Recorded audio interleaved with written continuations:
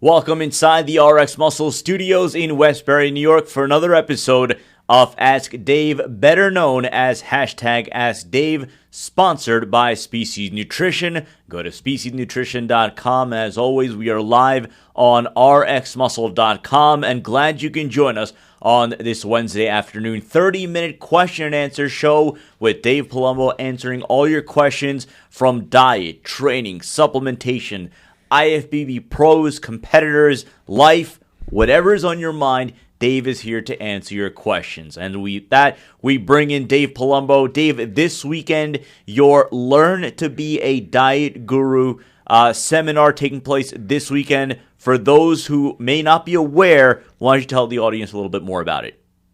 Well, I kiddingly made up the whole idea of the seminar about 6 months ago when I was talking with Chris Aceto on the Heavy Muscle Radio Show, and a lot of people emailed me and said, "When is it?" And I said, well, I wasn't planning on doing one. And I said, you know what? I'm so sick of all the misinformation out there. There's so much craziness that people do out there. They have no idea about the science of diet, the science of protein, carbs, and fat, how to combine these, how to make, analytical decisions on how to create a diet for themselves or for other people. It's all just all this internet misinformation that's out there. I said, I got to put together a course that's going to, number one, teach people about the science of what they're doing, and then teach them how to create diets, show them the different diets that are out there, what works, what doesn't, why, this one might be better for a certain person, this one better for another person, women versus men. And then go into the whole supplements. Which supplements work the best? Which should you be using? Which are definitively necessary? Which are not necessary? And then, of course, performance-enhancing drugs, anabolic steroids, growth hormone, peptides, how those work, how they're integrated for dieting purposes of losing fat, for gaining muscle. And then, of course, last week preps where you deplete in carbohydrates, you carb up, you do diuretics, you take, you water deplete. All the science of exactly how to do it, a step-by-step process. It'll be a 10-hour class. You get lunch and you get dinner with me included because we're going to be together the whole day this Saturday here at the RX Muscle Studios in Westbury, New York. That's 110 Swamp Street. We have 2 spots left. So if you guys want to sign up, you can sign up at davepalumbo.com. Click on the seminar series, and there's suggested hotels there. If you guys are driving up, you need to stay over. There's hotels there. There's a gym right around the block, literally walking distance from the studios here. Like I said, it's going to be a chance of a lifetime. I'm doing one here. I'm doing one in Australia. There might be one in the UK planned in the future. I don't know if we'll ever do it again. We're not videotaping. We're not taking note. We're not putting out books for this. You got to be here. It's one-on-one with Dave Palumbo. So guys, if you think this resonates within your soul, that this is something you should be doing and something you should be learning, I got 2 spots. Make it happen. Come down. Once again, this show, 30-minute question and answer. Dave answers questions, supplementation, diet, training, anything relating to the IFBB, pros, competitions. Everything is on the table. If you want to chime in with your questions, you can reach us via our Instagram page. It is at official_RX Muscle, via the Muscle Central Forum on rxmuscle.com. If you're not already a member, it is free to register. Our Facebook page, or if you want to tweet questions, you can tweet using hashtag AskDave, or if you're watching on livestream.com, the live chat box below, you can ask your questions there. Once again, we're going to do it for the second week in a row. We had some fun with it last week. The best I hate this show question is going to win Nitralize by Species Nutrition pre-workout. The best overall question is going to win. The asker of the best overall question is going to get a Species Nutrition gym bag as well as Nitralize pre-workout. So with that, we start off in the Muscle Central Forum on rxmuscle.com and check in with BB50+. Dave and Sid, I hate this show more than a stinky fish market, but I guess I'll ask a question just for the hell of it. Nice way to tie that one in. The question is on leg curls for hamstrings. I find that when I pull my toes toward my knees, I'm quite a bit stronger on the exercise versus when I point my toes away from my shins. What is the correct foot flex action on leg curls? Well, you always want to go with where you're strongest. So you answered your own question, really. When your toes are curled towards your shin, which we call the plantar flexion, That's when your hamstring and your glutes will engage the most. When you kind of point your toes, which is plantar flexion, you kind of take your glutes out of the movement a little bit. It kind of weakens the hamstring. So you don't want to do that. You want to find the strongest point. Dorian Yates always I really loved watching him explain how to do lat pull downs, because a lot of people always thought the wider you grab the bar, the more width you would get for your back. And Dorian said, no, because you're the further away from your body you go, the weaker you get. The closer to your, to shoulder width you get, the stronger you get. Therefore, if you can pull more weight, you'll activate more lat muscle. And that's the best way to grow. Find your strength. Where are you strongest? And train in that zone.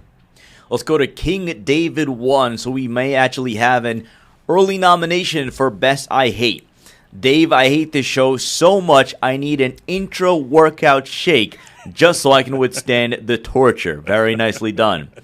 What is the best way for a first-time user of Diazide to take before competition? Is it night before only, or do you also take it the day of the show? Also, what dosage would you recommend a first-time user? Whether you're a first-time user or a 10-time user, the dosage is the same, essentially. You don't have to use more Diazide as you continue to compete. The question is, how much do you need? And that's a very hard blanket statement to make. Now, back in the days when there was only bodybuilding, it might have been a little easier, but everyone's different. You got to kind of go by the person's body. I have guys that the night before, they're so freaking dry without a diuretic that I got to actually feed them a burger and fries. Those guys I give less diuretic to. Usually, standard for a man is usually about maybe 2 to 3 half Diazide. So usually about 2 o'clock the day before in the afternoon, you give a half. About 8 o'clock at night, another half. And maybe 2, 3 in the morning, another half. That's usually more than adequate. Some guys just get away with 2 halves. Women sometimes get away with a single half. So it really depends. You don't want to start them any more than 1 day prior to the show. Usually after prejudging, I have the guys eat like a junk, or even the women, a junky meal, like another burger and fries with some junk and a little bit of fluid. And usually I'll give them another half or to quarter of a Diazide just to flush out whatever they eat at lunch. But that's it. Less is better when it comes to diuretics. Let's go to Joseph Danho. Dave, I hate this show as much as Steve Bleckman hates you. Ooh, pretty bad. My question is, how do the pros carry their anabolics while traveling and competing outside? How do they pass through the airport with it? It's a good question. I don't think when athletes go to Europe, they will not bring them, obviously, because there's customs there when they leave the country. Some guys have connections there to get them. Some guys, if you're only going for the weekend, you don't really need them. You know what I mean? So, they don't leave your system in 24 hours. When people travel, I think domestically, they just check them in their checked-in bags because no one's really looking for drugs. They're looking for weapons of mass destruction. When you get on an airplane. So I think that the safest way is to check them into your luggage domestically. When you're going internationally, don't bring anything with you. Let's see. Is this for air? I'm just going to skip ahead to the next. Let's go to the Instagram page. Again, our Instagram handle is official_RX Muscle. Let's go to Arman Adibi, good friend of the show. Dave, what's up with the pro shows lately? People coming so out of condition. Most national guys, or I think he meant to say natural guys, could beat them. I think you meant national level guys. Yeah, national level guys would beat them, and then he goes, maybe they all doing IIFYM. Not sure what he means by that. If it fits your macros. Oh, okay, there you go. It's a joke. The deal is with, I think when you have to make a weight class or you're going for your pro card and you're going against the best guys, in the country, I think guys diet harder, especially when you have to make a weight class. You got to be peeled because you got to get down to weight. So I think that's why the 212 guys are always in better condition than the open guys in the pro divisions. I think once the guys hit the pros, they think they got to be the biggest guy on stage. And a lot of times they're afraid to diet down to the conditioning that they need to get down to. Let's face it, you turn pro at 230 pounds, and then you want to go on stage at 240, and you don't want to admit, hey, you know what, maybe I only gained 2 pounds from the last time I competed, and I really need to be 232. Always show up at your best shape. Conditioning wins shows. I say it over and over and over and over and over again. Can't say it enough. Conditioning wins shows. As Chris Aceto would say, burn the fat. If you come in less than your best, you're not going to do well. And that's unfortunately why some good pros are not doing well in the pro ranks. And then you get guys that really you didn't think would be great pros, and they're cleaning up and they're doing well. Guys like Brad Rowe. Let's go over now to our live stream, live chat box, and check in with our viewers watching live on our livestream.com page. And we start with Into Deep 77. Hey, Dave, I just got done using insulin. Whenever I use it, I never get fat, but when I get off, I drop 10 to 15 pounds within the first 2 weeks. Why is this? I'm 6'2", 288 pounds now off it. I hate the show. Well, if you're lean and you take insulin, it makes you swell up. It fills the muscles up. And what are the muscles filling up with? Well, carbohydrates don't take up that much room in the muscle, but water does. So when carbs get stored in the muscle, it pulls fluid into the muscle, which makes the muscles fuller, rounder, denser looking a lot of times when you're lean. When you're fat, you just look fatter, But when you're this person who's asking the question probably is relatively lean. They take insulin, they look real good. They go off the insulin, guess what happens? All that extra water weight that's in the muscle disappears.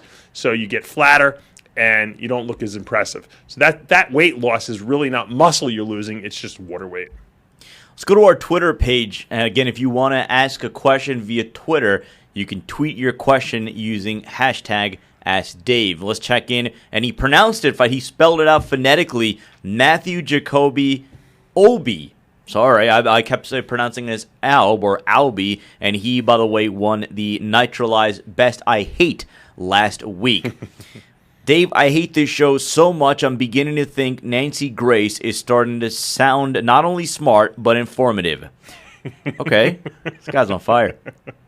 Dave, would a fast insulin like Novolog be more safe in terms of duration of time in the bloodstream and not becoming insulin dependent, but still getting the best results compared to a Humalog, which lasts all day? Well, Humalog doesn't last all day. Novolog and Humalog are the same. They're both very short-acting insulins. Humulin R and Novulin R, which are both regular insulins, which are a little longer-acting, are usually what I advise. Okay, they have two peaks. They peak initially very quickly. So you figure if you take 10 units of a Humulin R, 5 units is being delivered very fast. And then you're getting another 5 units delivered over about another 3 hours, the 2 to 3 hour mark. So you get two little peaks. I like that best, personally, because I think Novolog or Humalog releases very quickly everything at once, which is great if you're diabetic and you have no insulin production in your body. But if you are a normal individual and you produce insulin from your pancreas, you don't need to replace everything you got. Now, to talk about the one issue he mentioned was how would you prevent yourself from shutting down your own insulin production? That's impossible. Your insulin is always pulsed out of the beta pancreatic cells constantly throughout the day in relation to food meals you eat and glucose that's being produced from the liver via gluconeogenesis. So you're never going to stop that from happening. The only thing you're doing is by taking supplemental insulin is that you're taking the burden off the pancreas to produce tons and tons of insulin in response to the carbs that you're eating. So you're actually letting the pancreas rest a little bit, which is good, because if you burn the pancreas out, you make it work too hard by eating super high carbs all the time, it could stop working. And that's a lot of times what leads a lot of bodybuilders and regular people in life to become type 2 diabetics, which means the pancreas works, but it doesn't work well enough. You're watching Ask Dave on RxMuscle.com, brought to you by Species Nutrition. Visit speciesnutrition.com. Programming reminder, Heavy Muscle TV returns tomorrow night. We're going to be joined by Women's Physique Division runner-up in the New York Pro, Gloria Falls. She's going to be joining us live, as well as Mike Quinn. And back on the panel, your favorite Russian, Eugene Mission, is going to be live in studio here tomorrow night, 8 p.m., on rxmuscle.com. We go back to our livestream.com live chat box and check in with Kilo. Dave, how can I bring up a lagging chest? I tried everything, still can't bring it up. It looks so small compared to other muscles. Usually I have a lot of people come up to me in the gym and say, how can I bring my chest up? And it's great when they do that in the gym because I can watch them actually lifting. And invariably, everyone does the same thing. They load up the weight on the bench press or the incline press, and they wind up pushing too much weight. Now, how do I know they're pushing too much weight? Because when they get the bench, I see them rolling their shoulders. When you roll your shoulders to try to push those last couple reps out, that means you're using your front delt. You're not using your pecs. You got to keep your chest up high the whole time you're pushing through that bench press. If you do that, you'll use your pecs exclusively. Also, don't take too wide a grip. Take a narrower grip. Because when you take a narrow grip, just getting back to the first question, you're stronger. Okay, you're going to feel it more centered in that upper inner pecs when you take a narrower grip. And the key is keep your elbows out to the side. I know functionally it might not be as good for your shoulder joints, but it really engages the pec muscles way, way, way more.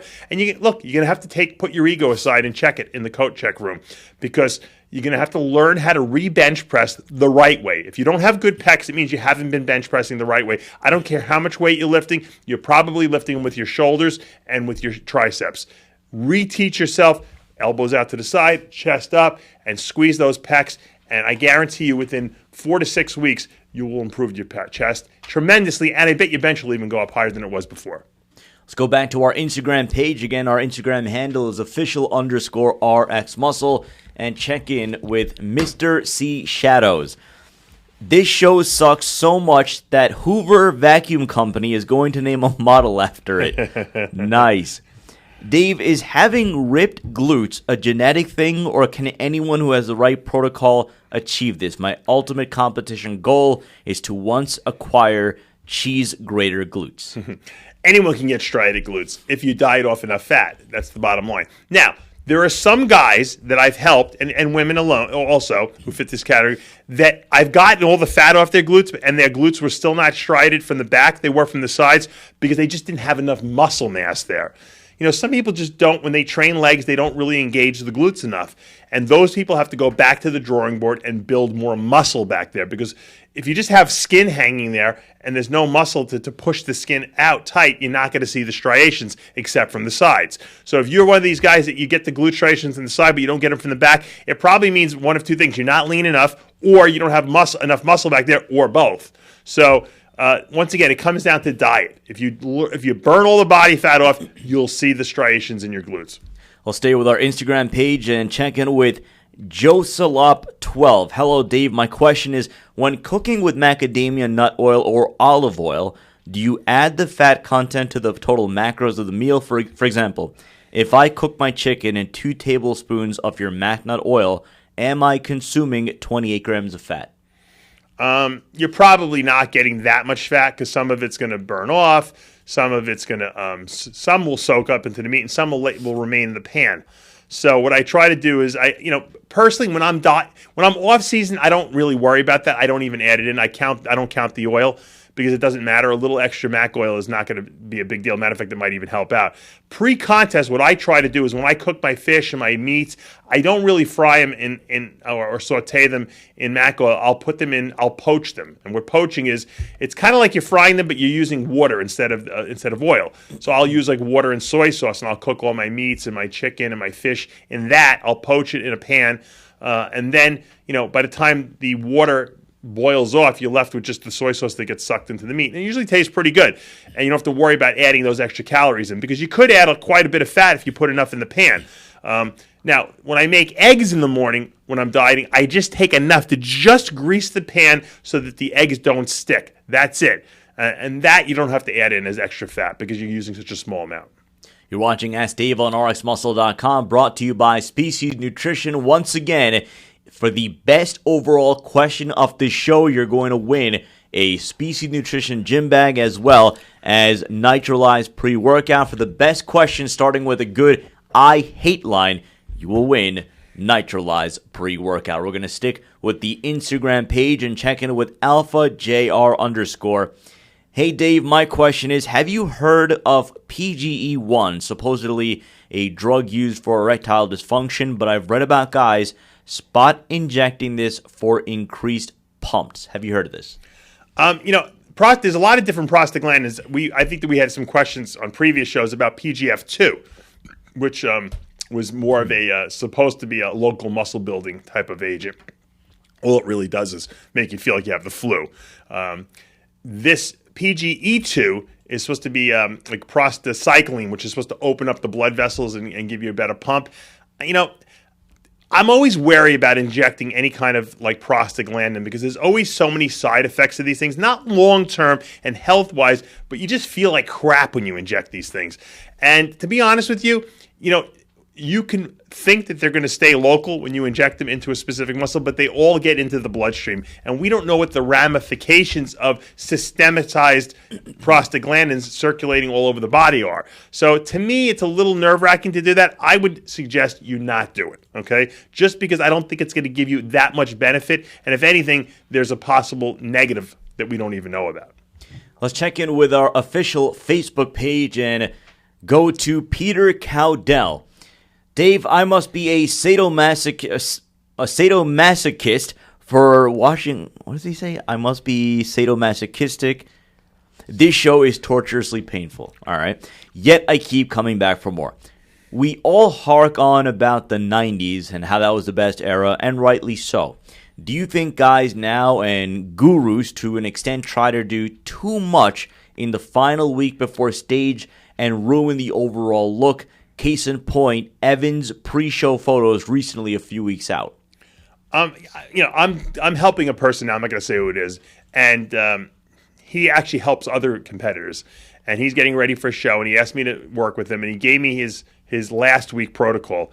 It was so crazy, insane that I couldn't believe how complicated it was. It was so complicated. There was so many steps that he was taking that could lead to disaster that he didn't even know about, that I just wiped the whole thing out. I said, we're not doing any of that. I said, because it's insanity. And luckily for me, he did a mock-up a week, like he tried to see how it ran 3 weeks out from the show, and it was a terrible disaster, I think, how it works. So he believed me, and now we're doing my protocol. But the less you do the last week, the better. If you look good 7 days out from the show, why do you want to change? Why do you want to make so many craziness? I always tell people, never shoot for 100% on stage. Always be happy if you can hit 98% every single time. Because invariably, if you go for 100% and you roll the dice, you're probably going to screw up 9/10 out of 10. And those are not good odds for me. I'd rather stick with 98% of your best every single time consistently, because that's what wins shows. Let's go back to our Instagram page. Again, our handle is official_RXMuscle. It's a question from Frost Hard Team Vanilla. I hate this show. Dave, do you think George Brown, the winner of the New York Pro 2015, can crack the top 5 at the Mr. Olympia Men's Physique Showdown in September? I don't think he's quite there yet. I don't think his legs are where legs. Who judges legs in men's physique? I forgot. I don't think his back is where it needs to be at this point for the way when you compare him to guys like Sadiq or Jason Poston. I think he's got a beautiful physique with a small waist, very aesthetically pleasing lines. I think he needs to add a little bit more muscle mass to his body to stand with these guys. But I do think he has the structure to be able to go a long way in men's physique. It's just a matter of nurturing that and bringing it out. The guys have really upped their game in terms of size in that men's physique division, and I think he might have to just we're talking 3 to 5 pounds. But if he does that, he could be dangerous. We'll stick with Instagram and go to Joe Benvenuti. Hey, Dave, this show is about as impressive as Marcus Rule's triceps. All right. Dave, what do we have to do to get the men's physique division to evolve and get rid of those styly, baggy, fluorescent board shorts? Like you said a bunch of times, if the legs are presented, it would be much easier to judge. From the very beginning of men's physique, when I saw these guys in the board shorts, all I could think about, and those of you who are my age out there will remember, is back in the late 80s and early 90s, everyone would walk around with these big, gigantic sweatpants on that had these all kinds of clown-like, patterns on them. And the bigger and gapier the legs were, the more, the cooler you were at the time. And if you had huge legs, it was very comfortable to walk around in those things because they really fit well. And they had the nice, small, cinched waist. That's what it reminds me of. And, I think that maybe like 5 years from now, we'll be looking back and we'll be laughing at the ridiculous colors and bagginess of those shorts. And the guys will be wearing tighter shorts, maybe even form-fitting, like leg, spandex-y type shorts. And I think more people than not will be using black and solid colors rather than the different pattern ones. And I think that it will evolve to that. But, look, everything's got a starting point, and I think we're in the right direction with the men's physique because the guys have gotten more muscular. They're rewarding conditioning now. The next step is to give some poses to these guys, and I think that we're going to see that probably in the near future, despite what anyone in the organization may say at this point. Let's take the next two from the rxmuscle.com Muscle Central Forum. Again, if you're not already a member, it is free to register and join in on all the conversations that we have throughout the course of the week. This next question from Shakes. Dave, I hate this show. It's so stupid I can eat a bowl of alphabet soup and crap out smarter statements than anything you have ever said on this show. It's good, very original. Very good. My question is contest dieting and cold thermogenesis for shedding fat. It works for me. Do you have any experience with clients or yourself? Some examples are cold showers, ice baths, cold packs, or drinking cold water. According to Chris Acetos, Serge Nubret would used to, back in France, he would go outside in the freezing cold between sets and to shiver off the fat. Look, there's a lot of gimmicks out there, and what? Who am I to say it doesn't work? I just don't think it's worth the aggravation. I would rather sit on a bike for an extra 15 minutes a day to burn off those few extra calories that you're going to get from going outside and shivering or putting yourself in an ice bath. Personally, when you start doing extreme stuff like that, the only thing that comes to mind is the flu, okay, or getting sick. All I remember is when I was a kid was my parents would tell me, when you're sweating, don't go outside in the freezing cold without a jacket, okay, because you're going to get sick. And I still think this to this day in the back of my head, so don't think it's a very good idea. Once again, for the small amount of extra percentage you might actually burn off as calories, I think that you're probably better off just doing a little extra cardio or maybe not shoving so much food in your mouth. Let's go to Vic B. Dave, I hate your show so much that I would rather watch your boring reptile videos and Muscle in the Morning where Sid does a horrible job of filling in for you. Shots fired by Vic B. I like it. Bringing it. Would you recommend a female figure competitor to use insulin if she has a very hard time gaining weight? And if so, what protocol would you recommend? I would not recommend any category of physique, whether it be women's physique or figure, bikini, or fitness. I would not recommend any of those women use insulin because insulin will invariably thicken your waist to some degree. Now, if you're a bodybuilder and you put 20 pounds of muscle on and your waist goes up a half an inch, it's not a big deal.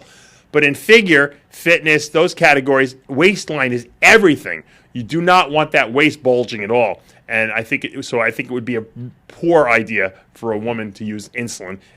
Likewise, I would never have a woman use IGF-1, which is insulin-like growth factor, because they get the same effect at the waistline. So no.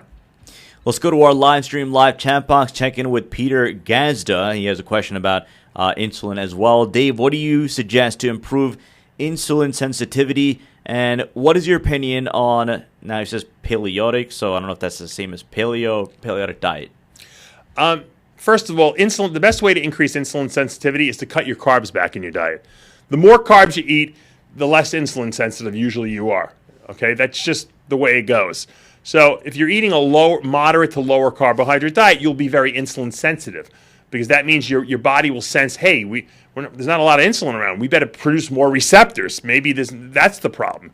Okay, when you eat too many grams of carbs, your body cuts back its receptors a lot of times. So insulin sensitivity, great way to do it would be to cut carbs back. The next best way is fish oil supplementation. Believe it or not, fish oil, or even just eating the fish that contains the oil, will increase insulin sensitivity tremendously.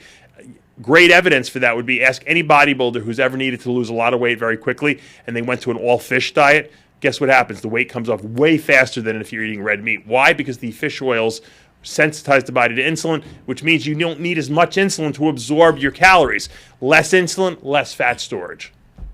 You're watching Ask Dave on RxMuscle.com, brought to you by Species Nutrition. We'll take about 3-4 more questions. Again, the best overall question gets a Species Nutrition gym bag and Nitralize pre-workout. The best question, starting with a good I hate line, gets Nitralize pre-workout. We stick with the Instagram page, again, under official_RxMuscle, and go to Strain and Gain. Hi, Dave. Hate this show so much. I'd rather be locked in the Olympia Expo washroom for the whole weekend. What would you consider as the top 5 ingredients, vitamins, minerals, that someone can take over the counter for heart health, i.e. aspirin, hawthorn berry, vitamin D3, ubiquinol, etc.? Well, he named a lot of them. CoQ10, which is ubiquinol, great one for heart health. Fish oil, another great one. I would recommend picking up a bottle of Omega Lyse. That's going to help your cholesterol profiles. Macadamia nut oil or extra virgin olive oil, terrifically heart healthy. Obviously, getting enough of the right vitamins and minerals. Remember, the heart is a muscle. It beats. It needs calcium, magnesium, potassium, and sodium. So a good multi-mineral, a multivitamin, something like V-Mineralized that we produce here at Species Nutrition would be, I always tell people, good multi-mineral, multivitamin, good essential fatty acid supplement. Obviously, you want to make sure you get enough vitamin D, 5,000 units a day. And then everything else on top of that is kind of icing on the cake. CoQ10 is great for the heart. There's another ingredient that's skipping my mind right now that I do recommend that people use. Like a good acetyl L-carnitine supplement is really good for heart function as well. So these are things that you can add to your protocol. Most of them you should be taking anyway, even if you don't have heart issues, because they're just good for general health and well-being. Let's go to Dirk Woen, it's spelled DERKWOEN. I hate this show so much I would rather cut off Kai Green's greasy, smelly ponytail, hog tie myself to a bed with it, and let Sean Ray and George Farrell lick honey off me than having to listen to this crap. That might be the way. There you go. Dave, I eat a lot of high-fiber foods, chia seeds, flax, etc., but I'm not sure if it's soluble, insoluble fiber. What natural sources of food are insoluble, and how much should you consume a day? Nutrition labels do not break it down. Yeah, the chia seeds and flax seeds contain a little bit of fiber, but they're mostly a source of good essential fats. Now, I'm not an advocator of the fats from plant sources because humans don't really convert them well. So if you want looking for omega-3 fats, you're better off taking in fish oil. But to get back to the fiber question, while they do have some fiber, it's not a lot. If you're not taking a psyllium-based fiber supplement, okay, that's also combined with some kind of insoluble fiber, with some kind of insoluble fiber, then you're doing yourself a disservice. The best way to get your fiber is not from the foods you're eating, believe it or not. It's getting them from a supplemental form that's psyllium-based. That's why FiberLyze is such a great supplement, because it's brainless. You do 2 scoops a day, and you're done. You don't have to worry about how much fiber am I eating in my diet. Look, I eat a lot of salads and a lot of vegetables. I guarantee if I added up all the insoluble fiber in there, which is what it contains, I probably would just barely be getting enough. As far as soluble fiber, which is the most important, which you should be getting about anywhere from 16 to 18 grams a day of, you can't do it in food. It's impossible. You'd have to eat like 25 bowls of oatmeal a day to get enough soluble fiber. So you got to take a fiber supplement. I know people hear it. A lot of guys listen and women listen, and they do it and they understand it, and then they feel the benefits of it. Some people want to be resistant and not do it. I'm telling you, take a fiber supplement every day. It will change your life. You will feel like a new person. You will feel so clean inside. You will feel like you're making progress again. And I think it's a hard thing to explain until you use it and you see it. You'll see the whites of your eyes getting clearer. That's how you know you're detoxifying your body. We'll take a couple of more questions, and then we're going to announce our winners of the best overall question and the best I hate. This question from Team 3CC Carlos. This might get a little graphic. I hate this show so much I'd rather be under Greg Valentino's butt while doing squats because his crap stories are better than this show. And this is a question that we do get often, so Dave, this is an opportunity for you to put it out there. Dave, are you ever planning on taking Species Nutrition to GNC, or is it just not worth it? I wouldn't say I would never do it. I don't think I'm in the position right now where I want to do it, just because of the way GNC pays, and it's a tough store to crack into and to do well in. And I think that once I'm ready and I feel like the company is at the level that it needs to be at, I probably will go into GNC because I think GNC is a great store. I think they have a lot of presence in the world. I think that it validates your product line. So it's great to be in there, but you got to be in there when you're ready to be in there. And my next step right now is we're moving towards Vitamin Shop. We're hoping to get in there before the end of the year, and that's where I'd like to be. Once we conquer that hurdle, then we can look at GNC. Last question is going to come from our livestream.com live chat box, and the question is from Google's. Dave, I hate this show. I would rather watch two girls, and I'm not going to go on with the rest of that one. What kind of diet did the golden era bodybuilders do? High fat or high carbs? Well, back in Arnold's day, they ate no carbs. They would just do red meat and whole eggs and cream. They were really into the higher protein, higher fat diets. They just really didn't know anything about essential fats. They kind of just did fats. And when you just do fats, you mostly get saturated fats, which works because fat as a fuel source is fat as a fuel source. It just might not be that great for you health-wise, and it might not give your body the essential nutrients it requires to maybe benefit you in terms of muscle gains and stuff like that. But it works for fat loss. Look at the Atkins diet. The Atkins diet basically says just don't eat carbs, eat whatever the hell you want. And people eat probably 80% fat and they only eat 20% protein, and they still lose weight because when you get rid of insulin, and the only reason insulin's released is when you eat carbohydrates, you burn fat because insulin's a fat storage hormone. No fat storage hormone, you lose body fat. That's how it works. But I think nowadays we're a little bit more structured. I kind of took that philosophy from back then and I created the Palumbo ketogenic diet, which was more oriented towards essential fats, specific fats that you need to take in your diet, eliminating the fats that are not good for you essentially, but making sure you get enough protein.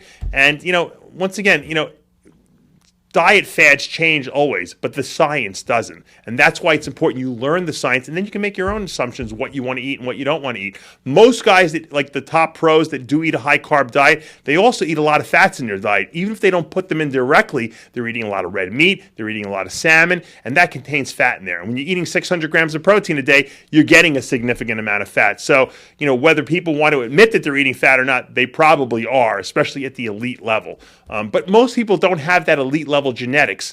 And that's why for most individuals, and you'll see if you come to the Guru training course this weekend, you'll understand the science and you'll understand why a lot of people do well on lower carb diets. I did want to get this one last question in because I think this is a question that would apply to a lot of our watchers. It's on Instagram from @DouglasBodybuilding. Dave, I hate this show so much that what I just wrote was deleted by Instagram. Good. Dave, do you think I should train just as hard in contest prep as in off-season? I'm currently dieting for a show. Would like to train, I guess what he's trying to say is, would it be too hard training affect... I'm trying to see what he's trying to say. Would too hard training affect my physique in a bad way, or should I limit my training in the gym due to low calories and cardio? Well, you don't want to train for 3 hours a day in the gym when you're dieting because you'll have a limited amount of resources and ability to get through the workout. I like to try to get the workout done in anywhere from 60 to 80 minutes. There's no reason why you should not be able to finish your workouts in that time frame. Okay? Get in, get out. Does that mean that you should be training lighter, more reps? No. Train like you do in the off season. Train as heavy as you can. I used to squat almost 600 pounds a week before a show. If you look at Ronnie Coleman, some of those crazy videos he shot back in the day, he was squatting 800 pounds a week out or 2 weeks out from a show. So if you want to maintain the muscle mass that you've built in the off season, you got to keep lifting heavy. If you lighten the weight and do higher reps and longer workouts, you're going to eat up all the muscle that you built. So don't change your training from off season to pre-contest. Just make sure you don't train too long.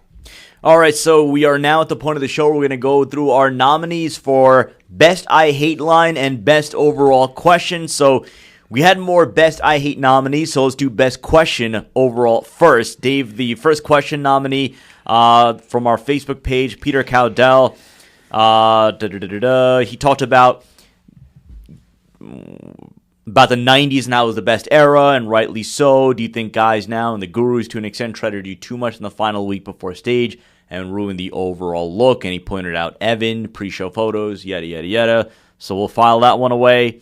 The next one from Joseph Dano on the Muscle Central Forum. The question about pros and carrying anabolics through airports and traveling when they're competing, at a flight's distance. What else did we have here? And then the question from Douglas Bodybuilding regarding training as hard during contest prep as in off-season, and talking about he's currently dieting and show. Good, applicable question.